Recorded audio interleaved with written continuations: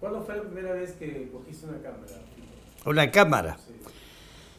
Una cámara de cine ya cuando tenía 35 años de edad. Es decir, ya prácticamente era un muchachón, casi un viejo.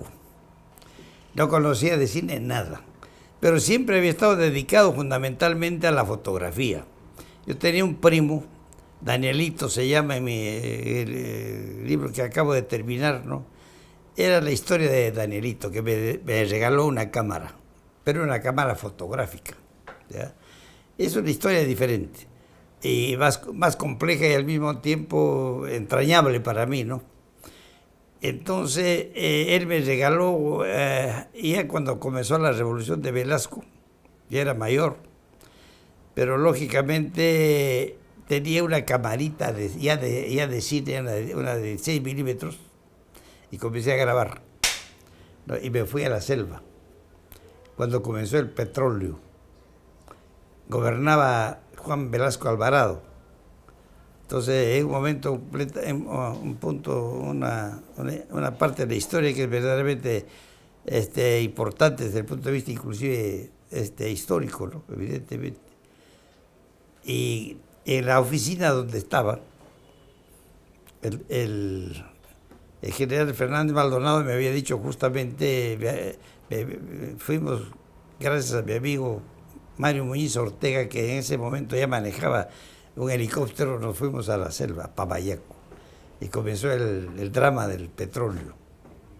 Y ahí comencé a grabar con mi camarita de 16 milímetros, el drama de los apestados, que se decía en ese momento, gente estaba enferma de leishmaniasis. Entonces, que es la lepra blanca, pues, la carne se le va despellejando completamente poco a poco. Y vivían en los aguajales, Aislados. bajo el agua prácticamente, los trabajadores.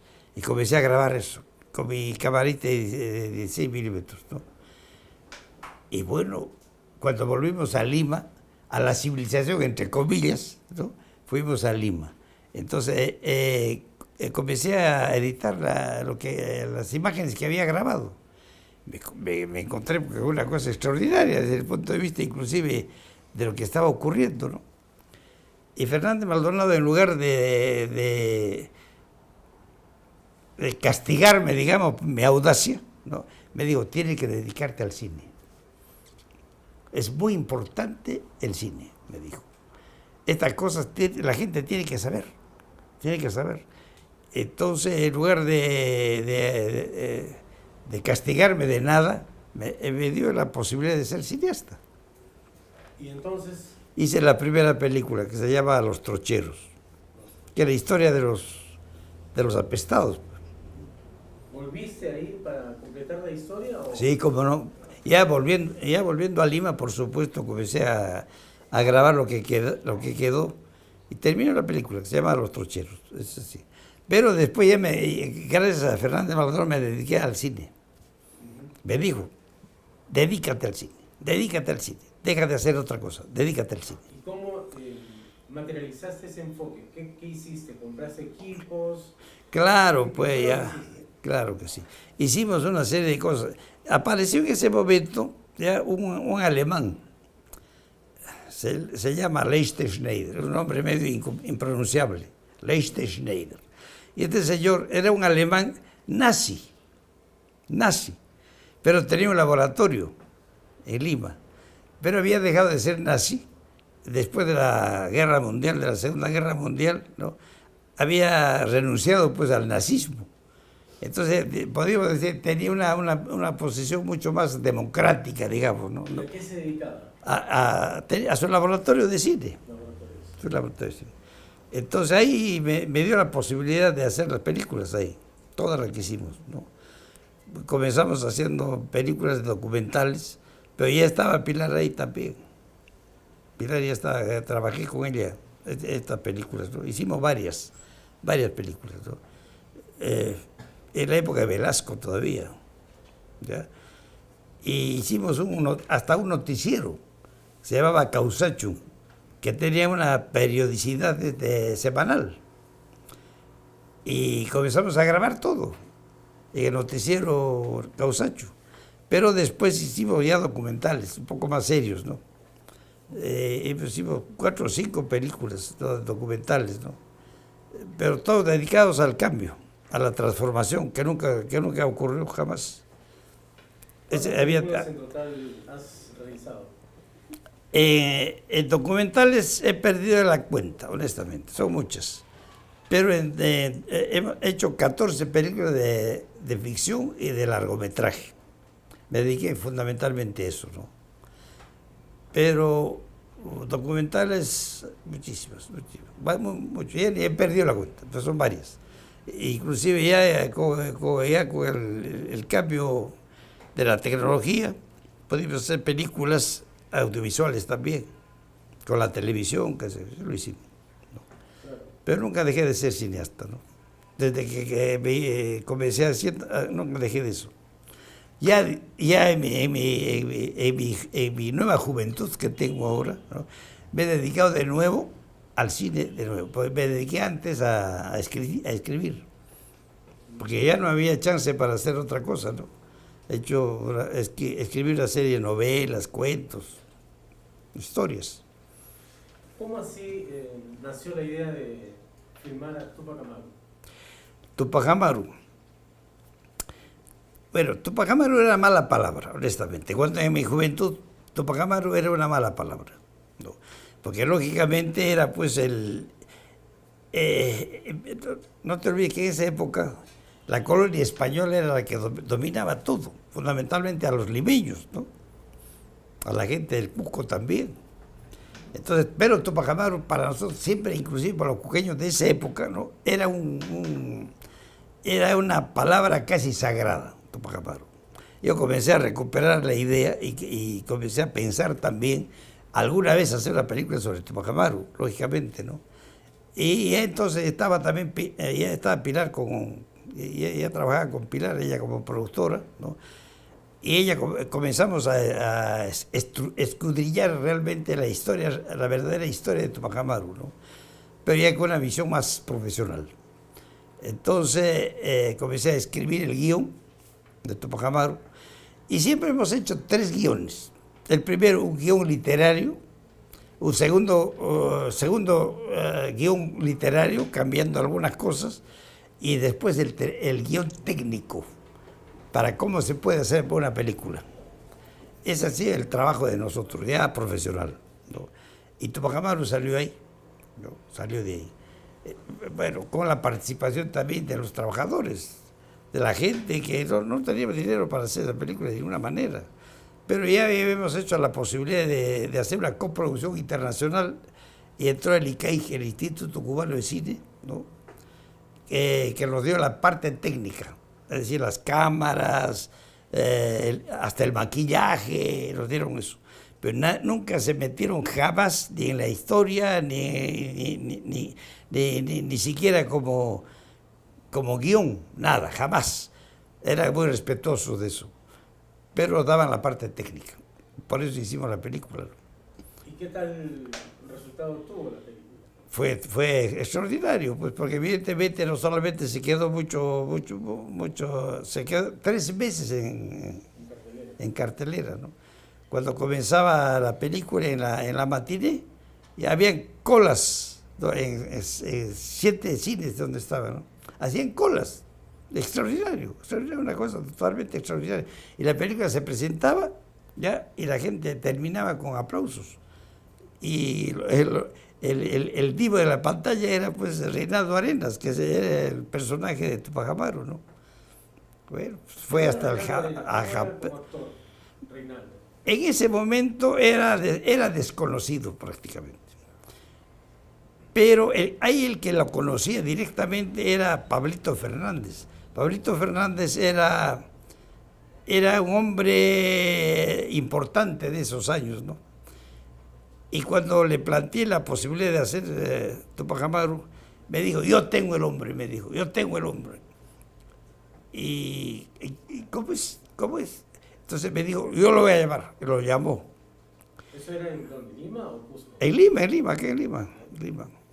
Pablito Fernández es el que me dio la posibilidad de hacerlo, ¿no? Y cuando vino Reinaldo Arenas, me encontré con un tipo que era Tupac Amaru, ¿no? Además, él es cusqueño, aunque no conoce, no habla quechua, pero es pues un cusqueño de envergadura, ¿no? La cara que tenía la de Tupac Amaru. Entonces, obviamente, se le dije, es él. Entonces le di la posibilidad de hacer, y que se convirtió también en un divo, pues, gracias a la película. ¿Y cómo lograron el casting de la pareja de Tupac Amaru? Ah, bueno, esa es otra historia. Zulia Zurich era persona encantadora. Habíamos hecho algunas cosas con ella, ¿no? Varias. 3 películas más o menos, ¿no? Y ella se dedicó y le di la posibilidad de hacer la película, y que me di cuenta que también era Micaela Bastidas, pues. Claro que sí. Además, ella era un personaje que dominaba el caballo. Los otros no tenían ni siquiera, no tenían idea de qué cosa se manejaba un caballo, nada de eso. Pero ella sí, ella era jineta. Entonces no necesitó hacer otra cosa, se convirtió en Micaela Bastidas, pues. Comenzó la película con ella. Y bueno, el resto fue así. Una historia, aparecieron otros personajes, otras películas, otras ideas para hacer otras películas. 14. ¿Y reconocimientos? ¿De qué? Reconocimientos. Uf, un montón. La primera película que hice gané el Premio Internacional de la Crítica en Moscú. Cuando el cine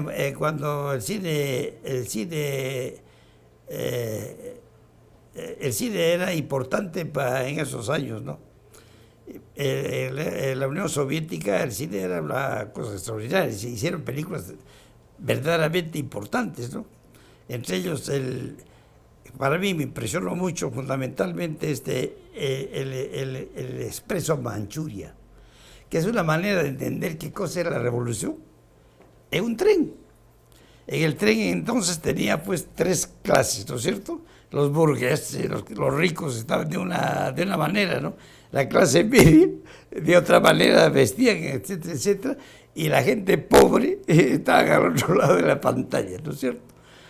Y evidentemente hacen la revolución y después termina la película cuando los pobres son los que toman el poder, es al revés, y los otros se van. Es de Pudovkin, la película. Era extraordinaria película, honestamente, ¿no? Y ahí comencé a hacer, inclusive el acorazado Potemkin de esa época, ¿no? El Potemkin, que se convirtió en un clásico del cine, ¿no? De esos años. Y también de la revolución y de la vida, ¿no? En ese tiempo fue que logras el primer premio, el primer reconocimiento. Y después habían dado premios hasta el Congreso de la República. Ahí tengo un montón de premios de todo tipo. Pero... ¿Qué significa para Fico García? La manera de expresar las cosas, que las tengo en la cabeza y en la memoria, fundamentalmente, a través del arte más importante de la actualidad. Sigo pensando que ya no es el 7º arte, es el primer arte, el cine, ahora mismo. Porque evidentemente tú puedes hacer una película, al instante tú puedes al otro lado del mundo para presentarla. Ya no hay ninguna dificultad para hacerlo, ojalá. Entonces, obviamente, la tecnología ha comenzado a jugar el partido a favor de nosotros, los cineastas. Y yo me sigo emocionando con los temas, ¿no? Fundamentalmente con los temas. Porque le escuché a decir, Pilar Raro, que estoy totalmente de acuerdo, ¿no? No es cuestión de decir, bueno, hacer una película de este tipo, no. El tema es básico. ¿Qué cosa voy a decir a través de una película? ¿Qué cosa voy a decir? Que sea significativo no solamente para el cineasta, sino fundamentalmente para el mundo en que vivimos. Es esto, básicamente, ¿no? Tenemos imagínate, tenemos un país milenario. Somos anteriores, ¿ya?, a Grecia, a Egipto, a Mesopotamia. Somos así. 20.000 años de historia tenemos, de civilización. ¿Comprendes? Claro, la gente ha olvidado, lamentablemente, sobre todo los jóvenes ni siquiera se preocupan de eso. Pero el tiempo perdido es tema básico para recuperar el tiempo perdido. Y utilizando el cine el cine, que es el arte más importante de la actualidad, hacerlo. Tan simple como eso. Y lo fundamental es la temática. Claro, a veces dicen, no, en este momento, no, qué sé yo, hacer una película que tiene que ver cualquier cosa menos importante, ¿no? Sobre todo que tenga que ver sexo y violencia, lo que le interesa a la gente, ¿no? Pero evidentemente hay otras cosas que son más importantes. Y además son las que quedan. Imagínate, han pasado tantos años y las películas siguen en todas partes. Hasta en el Ecuador tenemos un contencioso en el Ecuador, porque se han quedado con la película, que nada tiene que ver con nosotros, ¿no? Hemos tenido juicios de todo tipo. Dice que yo les había regalado el derecho de Tupac Amaru, ¿no? A nadie. ¿Comprendes? Entonces tuvimos un juicio, ganamos en primera instancia del juicio, ¿ya? Y ellos recusaron la cosa y no han terminado. Un expediente de este tamaño, pero no tiene final. Y ahora está la película en el Ecuador. Son las historias que la gente no sabe. ¿Cómo has afrontado la economía? ¿Cómo para hacer tanta producción? Fundamentalmente por la coproducción internacional. Si no, imposible. No te olvides de que en esos años una cámara de 35 milímetros costaba $150,000. Necesitábamos 2, solo en cámara, $300,000. Ya no hablar de la moviola, de la edición, el nada de eso. Solamente la cámara. Imposible. Como no teníamos dinero, teníamos que hacer coproducciones internacionales. Felizmente me ayudó mucho la primera película que gané el premio en Moscú. Claro, gracias a eso comencé a tener una cierta presencia para poder hacer las otras películas, pero siempre en coproducción. El Estado peruano a nosotros, digo en plural, nunca nos dio ni un sol, jamás. Lo tuvimos que hacer siempre a través de coproducción internacional. Así. ¿Qué piensas del cine ahora, el cine de hoy, el cine peruano que ahora está, digamos, un poco más presente en las salas, pero que parece que le falta todavía algo? El problema es que es una cosa temática también, porque lógicamente, mira, el cine en este momento está manejado por Hollywood, claramente. Entonces, si tú tienes una película, logras que la película salga en la pantalla, ¿no? Durarás pues máximo una semana. Pero te has empeñado para hacer la película. Claro que evidentemente tienes que recuperar la inversión que has hecho, ¿no? Entonces es una desgracia realmente para la gente en este momento, ¿no? Pero sí se puede hacer muchas otras cosas. Inclusive yo le planteaba al ministro de Cultura, por escrito, cómo se puede hacer. Y hay varias cosas que sí se pueden hacer. Por ejemplo, hay teatros, no en Lima, en todo el Perú. Teatros, pero con el tiempo subutilizado, no se utiliza como cine. Y la tecnología es abundante, técnicamente factible. Pero hacer un convenio, no gratis, para nada, simplemente un convenio con las propias salas, para que dentro se presenten las películas, tal vez al 50% para que obviamente las salas puedan utilizar el dinero para seguir haciendo lo que les dé la gana, ¿no es cierto? Pero a través de convenios. En fin, es una idea tan fácil de hacer. Ahora, claro, hay grandes temas, para hacer una cosa nacional es otra cosa. Nosotros estamos dedicados fundamentalmente en Pilar para la cuestión esta de la recuperación del ideario andino, ¿no? Es el tipo de cine que hemos hecho. Para que la gente entienda qué cosa fue. No los incas son de ayer por la mañana. Tenemos la época pre-inca es muchísimo más vasta y más importante, con su propia tecnología. Mira, por ejemplo, sigo pensando, por ejemplo, ¿no? Que Sacsayhuamán, ¿no? Hay una sola de las piedras de Sacsayhuamán, pesa 150 toneladas. y no tiene ningún tipo de cementación alguna, es una piedra sobre otra piedra, nada más. ¿Con qué tecnología lo hicieron? ¿Con qué tecnología lo hicieron? ¿Ya? ¿Te das cuenta? Es el tiempo perdido, pues. No sabemos lo que pasó. Entonces, para eso la historia, la gente, y sobre todo los jóvenes, deben comenzar a entender de que somos de ayer por la mañana, nosotros. Pero tenemos miles de años atrás, con tecnologías distintas. Y no estamos hablando acá de los extraterrestres, no. De gente que vivió acá en el planeta Tierra, en la pacha, como decimos en quechua. Eso es lo básico, ¿comprendes? Pero hay que recuperar el tiempo perdido, lo básico. Y dentro de eso el cine es el gran instrumento. ¿Hay tiempo? ¿Es posible? Claro que es posible, claro que es posible. ¿Qué se necesita para lograrlo? Primero, tener una idea clara. Utilizar la tecnología y el arte cinematográfico con sentido positivo, para que la gente entienda qué clase de país hemos perdido. Lamentablemente, somos recipiendarios, ¿no?, de la colonia española. Hablamos español cuando hemos podido hablar puquina, las lenguas desaparecidas, ¿no? El cholón. ¿Tú sabes qué cosa es el cholón? ¿Por qué a los peruanos nos dicen cholos? Porque se hablaba una lengua que se llamaba cholón, que llegó hasta México, ¿ya? Claro, es una lengua desaparecida, ¿no?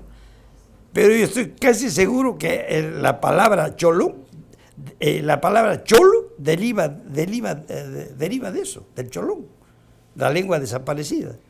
A los peruanos dicen cholos, ¿no es cierto? Pero algo tiene que ver con eso. Entonces, lógicamente, ese es el gran tema, ¿no? Los temas, la preocupación por los temas es básico. Pero la gente piensa, o mejor dicho, los productores actuales piensan que hay que vender el cine con géneros como terror, comedia. Ese concepto, ¿qué opinas de ese concepto? Que es completamente antihistórico, absurdo.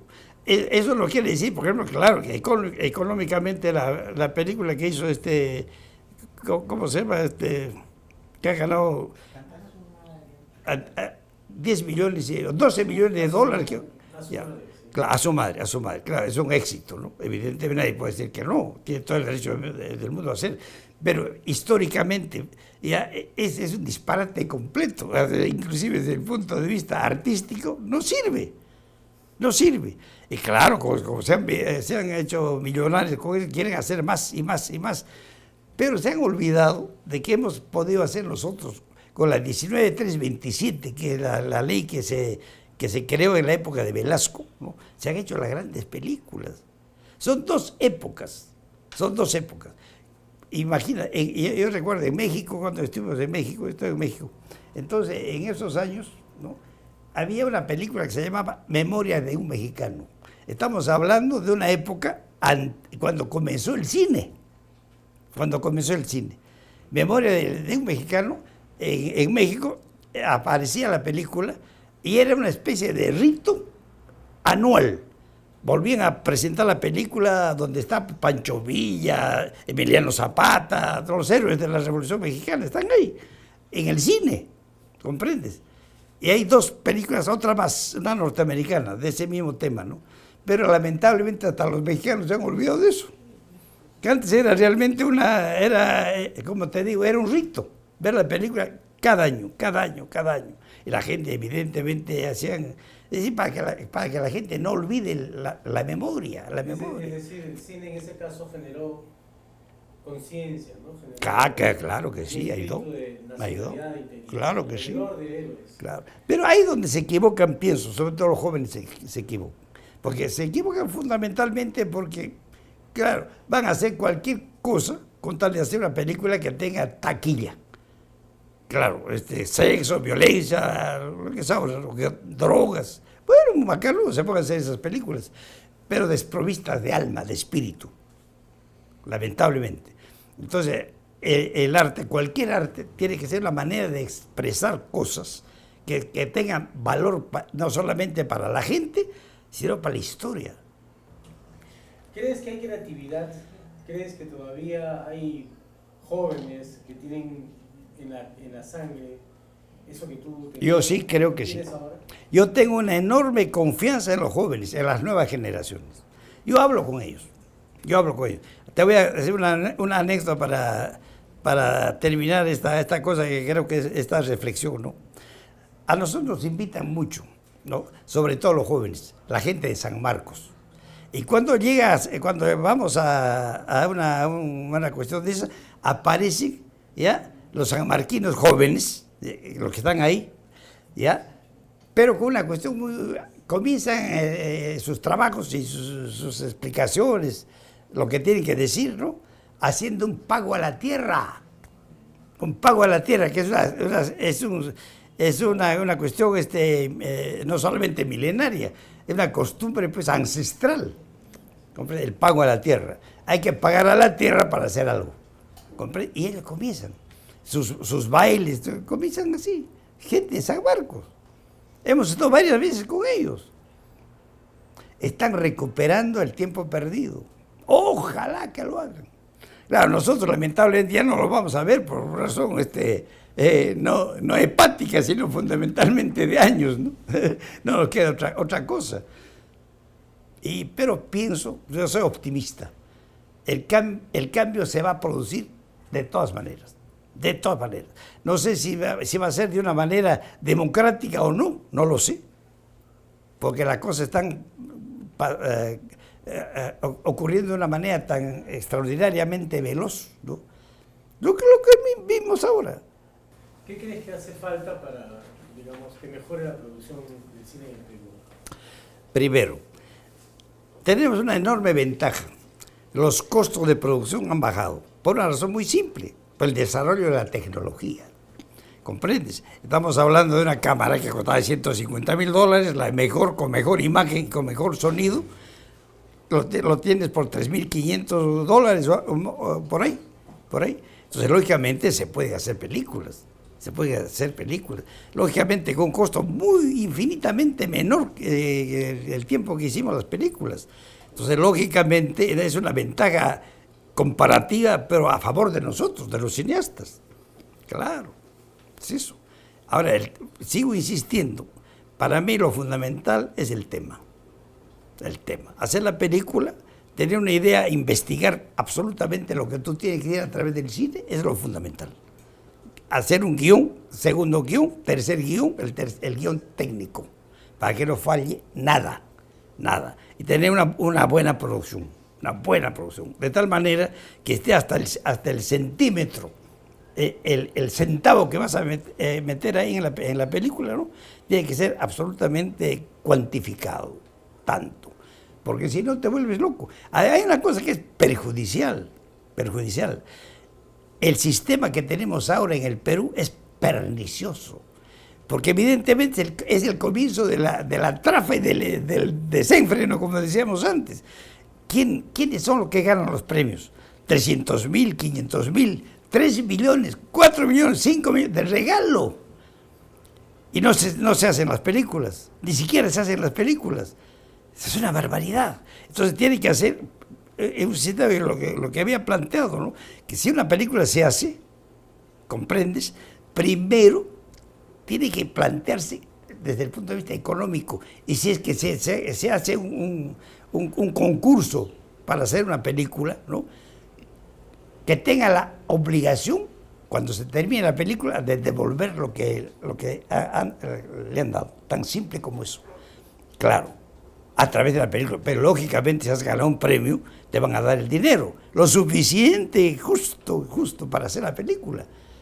Pero si ganas el premio, va a salir la película. ¿Comprendes? Eso es lo que se puede hacer en este momento. Pero no lo ven así. ¿Otra posibilidad no sería una escuela de directores? ¿De qué? Directores. No, es un poco difícil. La parte técnica es buena. Y eso se puede hacer a través de talleres de capacitación. Por ejemplo, cosas técnicas. Por ejemplo, ¿no? Fotografía de cine. ¿Comprendes? Sonido de cine. ¿Ya? Atrezo, todo lo que significa hacer cine, ¿no? En los medios de la información más adecuada. Oye, mis nietos tienen el aparatito ese, todo el día están con eso y tienen mayor información que nosotros. ¿Y qué te parece la posibilidad de que se cree una plataforma virtual para proyectar las películas? Ojalá, eso sería una gran cosa. Ojalá. Claro, es una manera de resolver un problema de producción y de mercado de una manera positiva. Ojalá. Ojalá que lo hagan. Y dentro de eso yo les auguro lo mejor, porque realmente ojalá es el camino adecuado.